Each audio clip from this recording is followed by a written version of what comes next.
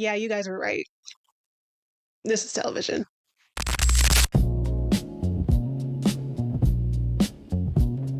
Hi, I'm Zia Marie, and I don't have an intro for this video because it's already way too long. This is Buffy Season 2. We see Xander and Willow walking in a park together, eating ice cream, and having a little bit of a moment. But just before they can get too close for my liking, a vampire pops up in between them. And that vampire did give me a little bit of a jump scare, so well done on their part. Buffy shows up with a new bob and some quips and slays the vampire, but her hair is not the only new thing about her. She's got a different attitude this time around. We can tell that she's a lot more detached than she usually is. She's a lot snappier towards her friends. She's even more brutal when it comes to actually slaying the vampires. Like, for example, later in the episode, when she's trying to get information out of a vampire, she puts a crucifix in its mouth and kind of just like, it's like light torture for information. We're not used to that from her. That's not her usual MO. And this is so out of the norm for Buffy that it comes down to her friends thinking that she might actually be possessed after coming back to life in the season 1 finale. Cordelia even calls Buffy out on this, and she says, girl, you need to get your shit together before you lose all your friends, and you don't have that many. And then she gets kidnapped 2 seconds after by vampires. So it turns out a group of vampires actually dug up the Master's bones in order to resurrect him. And in order to complete this spell, they need Willow, Giles, Cordelia, and Jenny Calendar, because they were all physically near the Master when he died. And this part was really crazy because Xander gets so worried about Willow's safety that he says to Buffy, if anything happens to Willow, I'll kill you. And I had to rewind that part because I thought I misheard. I didn't hear that. So, along with Angel and Xander, Buffy slays the vampires and saves all of her friends. And her final task is to make sure that the Master cannot be resurrected. So she takes a sledgehammer and she destroys the Master's bones. And it's not like a simple 1-2 done. She's really going in on these remains. And it's in this moment that everyone in the room realizes what's going on with Buffy. Buffy is not possessed.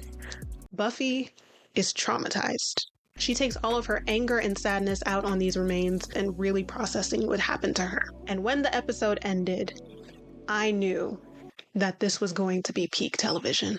So what's new this season? First of all, I like that Giles is the one that says she is the Slayer opening at the start of the episodes. I think that just makes a lot of sense. Also, Cordelia is now a main character, which is perfect for me. I also noticed immediately how much better the action is this season. They don't do as many cuts, so you can really see the choreography, and everything is a lot faster paced, and they get to do like some really fun stunts. So they stepped it up this season. The special effects this time around are also really good. Like, you can tell they gave them a few extra dollars because the CGI looks really good too, and as usual, like the practical effects look great. Overall, the tone of the season is like a lot darker than season 1. We still get like the light, silly, fun episodes, but overall, things are a lot heavier. We get a lot of new characters and we get a lot of development for the characters we already know.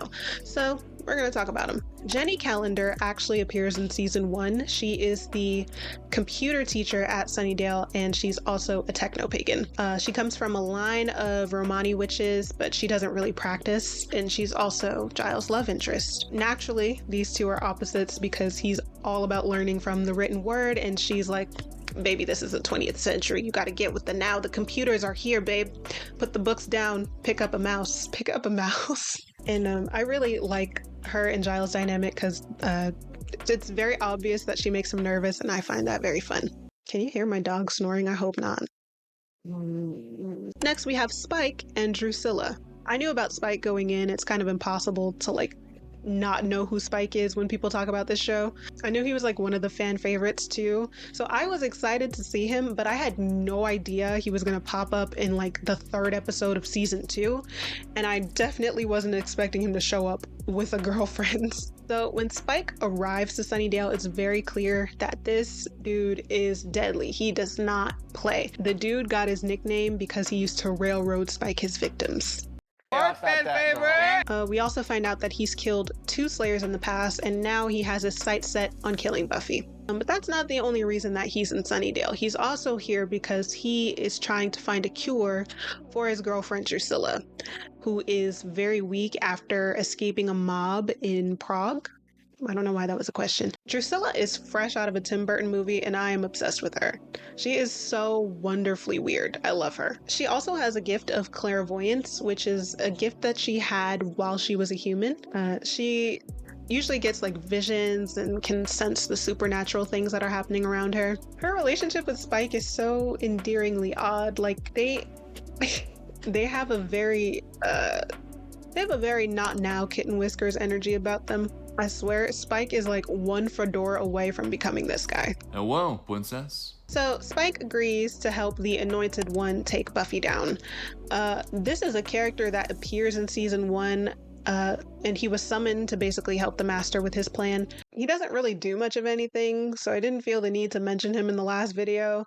And the only reason I'm mentioning him now is because Spike kills him in episode 3. So Oz makes his first appearance in episode 4. He is a senior at Sunnydale, and he's also a guitarist in a band that performs at the Bronze every now and then. He's also here as Willow's love interest. And it's very funny because early on in the season, he kind of just pops up in the episodes just to admire Willow, and then that would be like the extent of his screen time. It's very funny. Like she would just like walk past him, he'd be like, whoa. And then that's it. So in episode 13, he finds out that Buffy is the Slayer, and he's integrated into the group at that point. And eventually he and Willow officially start dating, and they're very cute. They're very cute to me. I like watching them. So in episode 15, we find out that werewolves do in fact exist, and the gang is trying to hunt for it. And I have to say, I was quite gagged when we found out that Oz was the werewolf. He only transforms in this episode this season, so I'm hoping that we see him transform next season and use his abilities some more. For example, there's an episode where Buffy gets turned into a mouse, and I'll talk about it. Like Oz goes looking for her, and I thought he was going to use his nose, and he's just kind of wandering around with a flashlight. I'm like, brother, you are a teen wolf. Use your powers. And last but not least, we have Kendra, played by none other than Mother Bianca Lawson, who does a very interesting take on a Jamaican accent, I have to say. That all the signs indicate that a very dark power is about to rise in Sunnydale. So she makes her first appearance in episode 9, and it's revealed that she is in fact a Slayer. And I know what you're thinking. How can there be 2 Slayers? There's only supposed to be one. Chosen one. So remember how Buffy died for like 5 minutes in season 1? Yeah, so the universe in that 5 minutes said, oh, we gotta make another one. And so boom, Kendra's a Slayer. Kendra is the perfect student. She does her research and she takes her duty as a Slayer very seriously. Any and every vampire she comes across, gotta die. They both butt heads because of their differences at the start.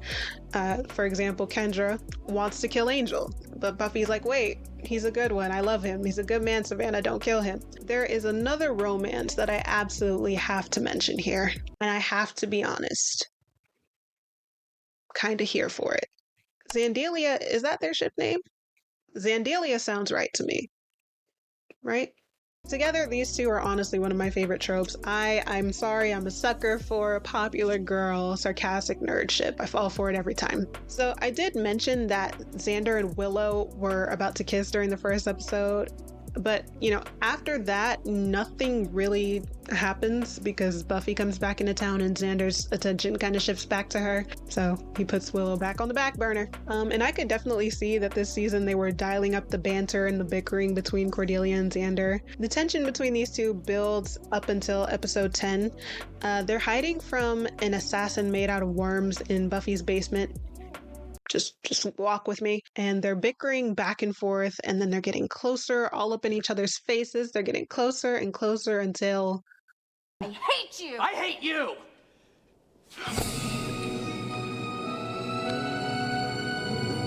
And so from that point forward, they're both sneaking around, they're making out in closets, hiding from their friends, and they're getting away with it up until Willow catches them in the library in episode 14. My girl ran out of that library with the speed of Barry Allen. She was so sick to her stomach after she saw that. When Willow is with Oz, you can tell that Xander is a little jealous, and I hate that. I don't like I know you were crushing on me, but I don't feel the same way until I see you with somebody else. I hate that. Is it realistic? Yes.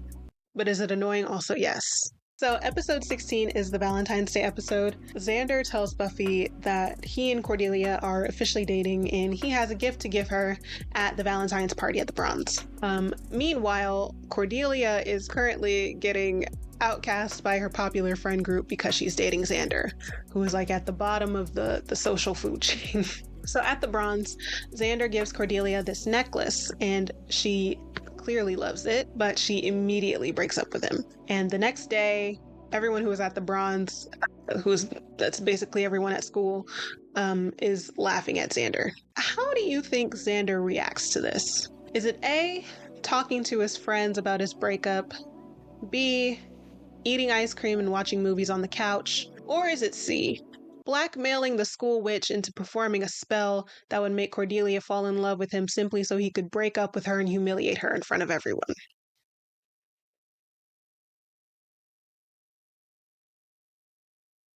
If you guess A or B, I need you to be so for real. This is Xander that we're talking about. So for this spell, Xander needs the necklace that he gave Cordelia back. And this part actually made me kind of sad because you can tell that Cordelia actually likes him. Anyway, the spell backfires, so now every woman on the planet is in love with Xander, including the witch that cast the spell. Her name is Amy. Everyone is in love with Xander except for Cordelia. And this love that they have for Xander is obsessive and dangerous. It gets to a point where all the girls want to kill Cordelia for breaking up with Xander, and then they want to kill Xander for not dating them.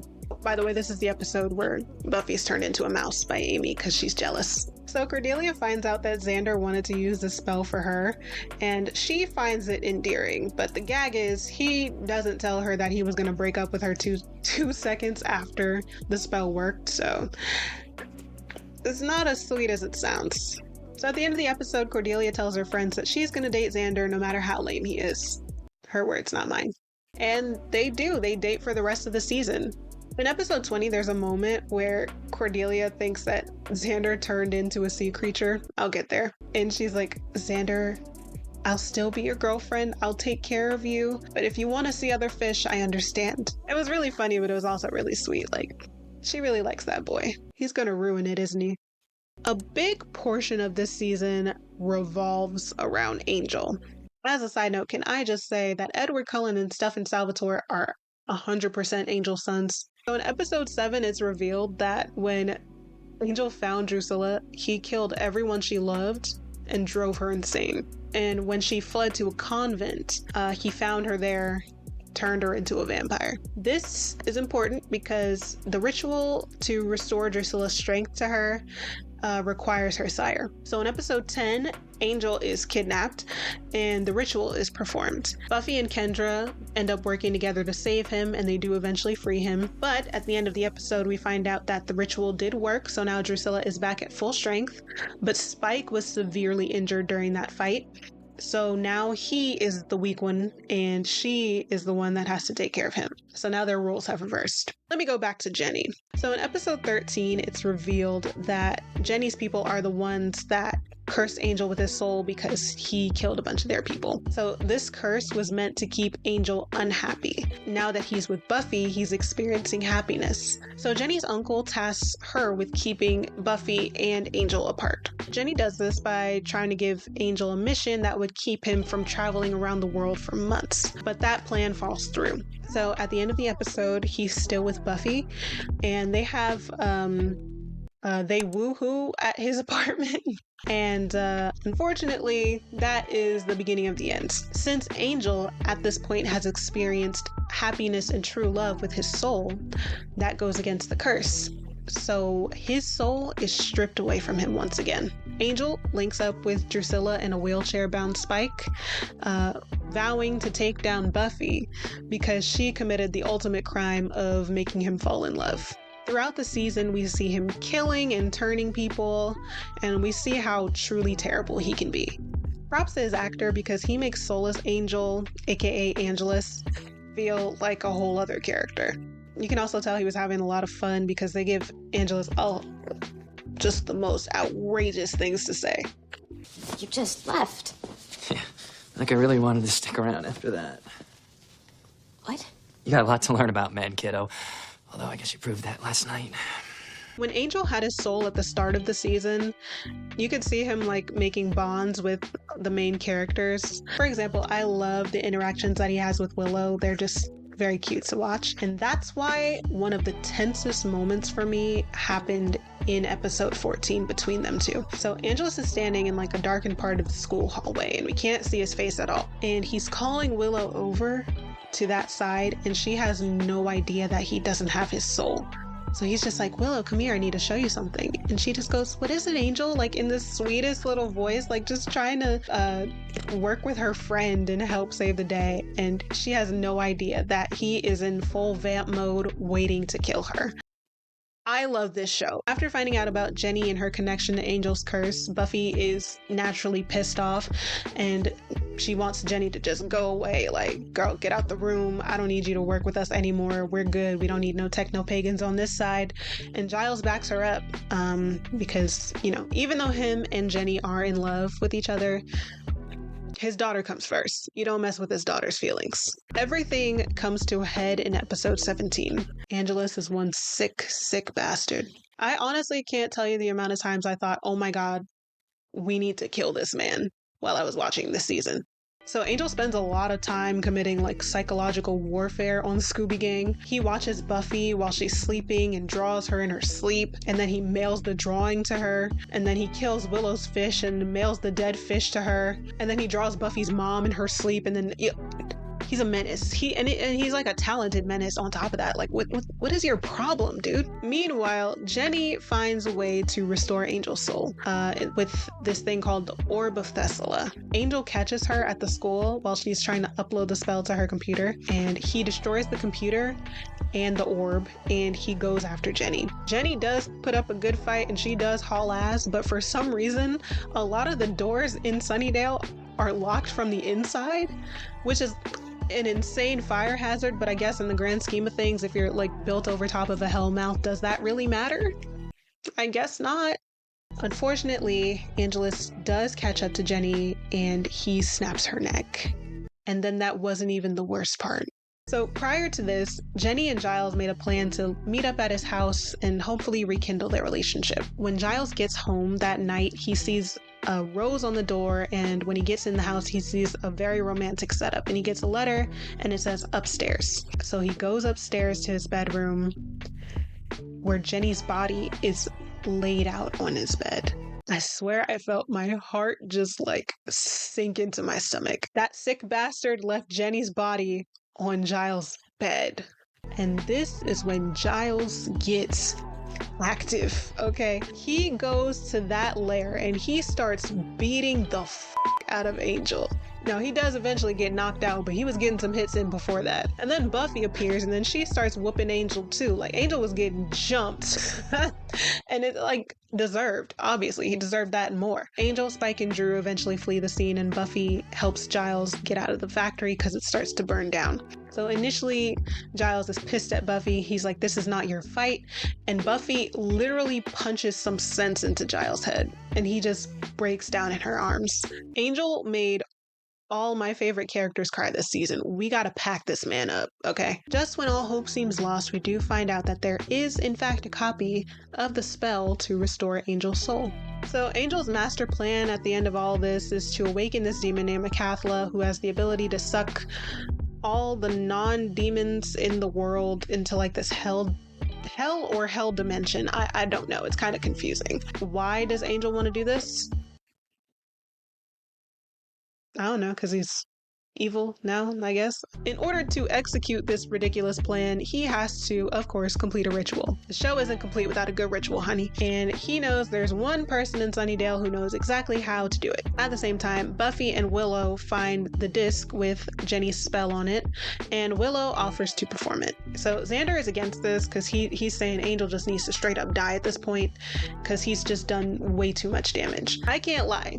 Xander does make some valid points. However, I part of me just feels like he doesn't want Angel's soul back because he wants Buffy for himself. So we do get to see a lot of flashbacks in the finale. We get to see Angel being turned into a vampire. I think, did he have like an Irish accent or something. I don't know what's up with the accents this season. They're kind of all over the place. But yeah, we see Angel being turned. We see him and Drusilla at the convent. We see him cursed, and then we see him after the curse. So we see him in 1996, which is 1 year before season 1 officially begins. So in this flashback, Angel meets Whistler. This is a demon that wants to actually help protect against the demons that actually mean harm against the world. So Whistler shows Angel Buffy after she becomes the Slayer, and he motivates Angel to become a better person and help her to save the world. So boom, we get back to present day.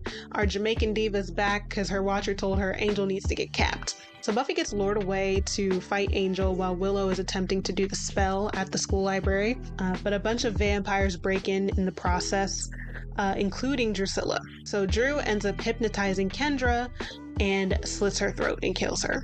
I was pissed.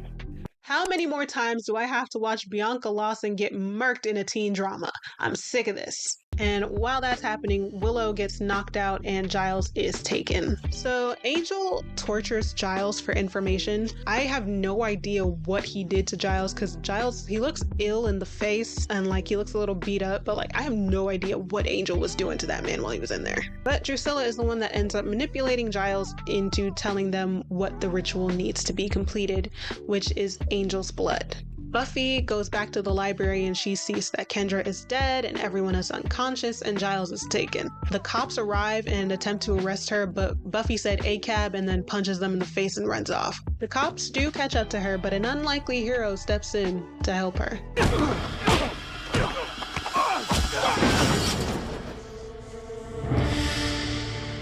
Hello, cutie. That's right, Spike is mobile again, and he's actually been hiding it from Drew and Angel. So Spike wants to team up with Buffy in order to take down Angel because, I mean, number one, he's been flirting with Drew in his face and he is not feeling that shit at all. And he says he doesn't like how Drew acts around Angel because she's kind of, I'm not gonna lie, she's kind of going for it. Also, he doesn't want the world to end. He says he kind of likes this world. But Buffy sums this up better than I do. All Earth may be sucked into hell, and you want my help because your girlfriend's a big hoe? So they make a deal. Spike agrees to help Giles stay alive and take down Angel. And in exchange, Buffy will let Spike and Drusilla leave town. So while Buffy and Angel have a really dope sword fight, Willow performs the spell again, and this time it works. It was in this moment when my heart absolutely shattered. I missed Angel with his soul so much, and like you can just hear in his voice when he comes back and he says Buffy's name and he can't remember anything. He doesn't even remember what he did. He doesn't know where he is. He doesn't know why he's there. He's so confused and he's worried about Buffy being hurt, and he doesn't even know that he's the one that hurt her, and he says he feels like he hasn't seen her in months, and just kill me now. Kill me right now. As they're kissing, a Catalyst portal opens up. Am I saying his name right? I'm gonna call him what Buffy called him. Alpha's portal opens up and Buffy tells Angel to close his eyes, and he does. And then she stabs him with her sword, and then he gets sucked into the portal. About to start crying. Oh my god, I gotta lock in, okay? This is sick and twisted. This is the same show that had hyenas possessing teenagers just last season, and it's decided to rip my heart directly out of my chest. There's tears in my eyes. I hate this. I hate this show. So going backwards, earlier in this episode, Buffy finally tells her mom that she is the Slayer and that she is going to go out and save her friends and hopefully save the world. So naturally, Joyce doesn't want her to go. She doesn't want her to get hurt. And she's like, let's just tell the police, let the police deal with it.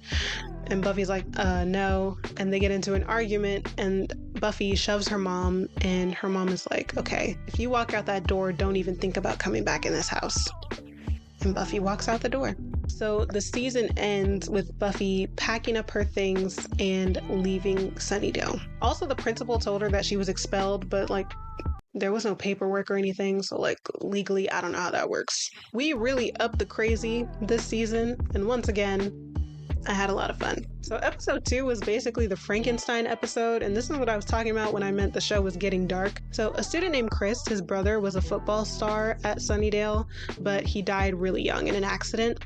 And their mom is basically in a catatonic state and she ignores him. Chris brings his brother back to life and tries to make a girlfriend for him using the body parts of dead teenage girls.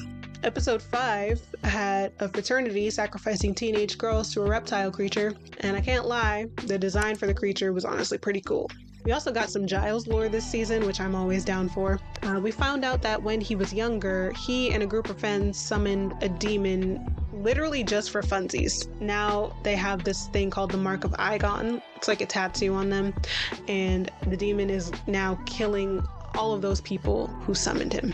Giles goes a little mad this episode, and he doesn't act like the Giles that we're used to. The Giles that we know and love. He is very clearly ashamed of this past, and he tells Buffy that he never wanted her to see this side of him. Buffy really is Giles' daughter. You can't tell me otherwise. And after he finds out that Buffy and Angel were intimate, he tells Buffy that he would never judge her and that she would only have his respect and support. Also, there's a little moment where Buffy starts talking like Giles, and she's like, I've spent way too much time around you, and you can see him trying to hide his smile. Like, he loves her so much, you guys. That's his daughter. I think it's funny that the episode that has the lowest rating on IMDb for this season is the episode that I have the least amount of notes for. So in episode 12, the Scooby Gang has to do that project that they used to do back in the day where you had an egg and you had to pretend it was a baby, but only these eggs were filled with freaky mind-controlling parasites.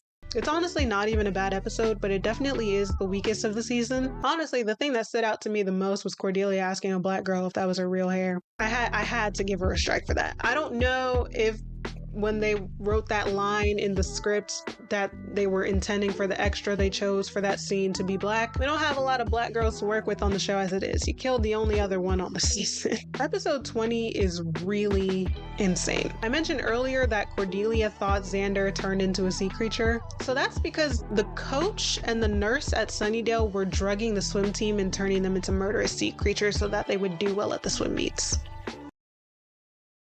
I need an episode like this at least once a season. I need an episode that is just so utterly ridiculous every season. I need this. So this isn't supernatural weird. It's more like in a real world scenario, this would be weird. When Jenny passes away, they have Willow cover her classes because they can't find another adult to do it. If you were in high school in the 90s, maybe you could tell me, was it normal to have a student covering multiple classes for a teacher when they couldn't find a long-term sub? Was that a thing? I can excuse sea monsters on the swim team, but I draw the line at student teaching. I just can't suspend my disbelief enough for that. Also, speaking of Willow, when she was unconscious in the season finale, Xander is holding her hand in the hospital and he tells her that he loves her, and then she wakes up. I'm very scared to see where that goes.